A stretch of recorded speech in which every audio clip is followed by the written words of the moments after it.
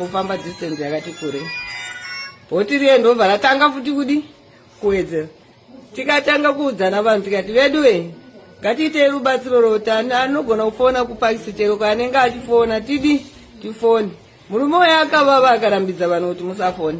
Hapana wevha akuudza kuti tiri kufa ndiani.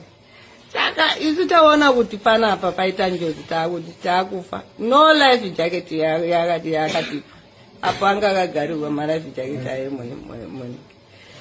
Vanhu kuti ndopatakazoita nharo dzokuti isu munhu ane foni kera ane paanoziva foni nhamba dzokupakisa ngaafone. Tichifona kudaro iye anga achifamba anga achituka tatisingawirirani. Patakazosvika pakati pemvura amene kuti chakaitika kuti ndiakadzima here bhoti ndopatakazodzima injini because kwakatanga kudzima injini 1 patainetsana akati tinofamba ne1 injini.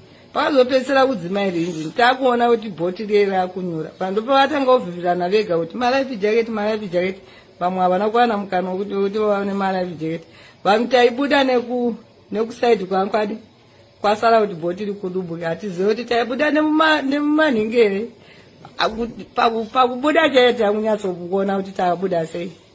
Kunyange malife jacket akazobata mwana tina kuona kuti chii chakaitika. Ndimwana akati vanhu vawane malife jacket ivo vari mukati memvura.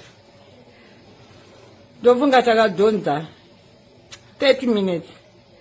Ndopatakazoona bhoti rokutashinga richiuya. Taakutodaidzira kuti iro bhoti iro riri kuuya kunoku. Pane mukadzi 1 akaita nharo akazobata nhengo wokutashinga. Ndaakazotibatsira kuti tinunurwe. Saka ipapo takadhonza 1 hour tisina kuti tisina kumbobatsirwa vanhu vachirarama nenyasha dzaMwari. Zvototi nhamba zhinji yairarama nemasaga rageji yaidonha mumvura. Vamwe vaibatirira masaga, vamwe vachibatirirawo zvavanenge vabata nokuti nguva yavo isati yakwana. Kamwana rokunoratidza kuti endo unobata chakati.